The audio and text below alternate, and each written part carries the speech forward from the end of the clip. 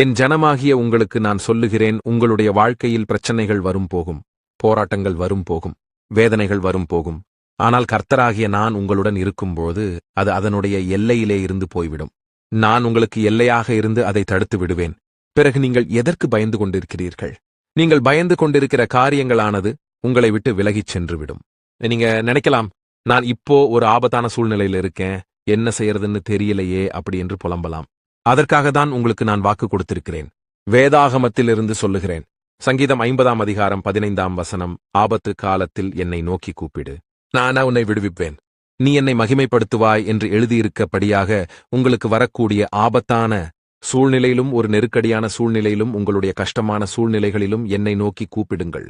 அப்பொழுது நான் உங்களுக்கு அற்புதங்களை செய்து உங்களை விடுவித்து காப்பேன். உங்களுக்கு நெருக்கடியான காரியங்களில் இருந்து விடுதலையை உண்டு பண்ணுவேன். நீங்கள் மகிழ்ச்சி அடைவீர்கள். உங்களுக்கு வரக்கூடிய நெருக்கடியான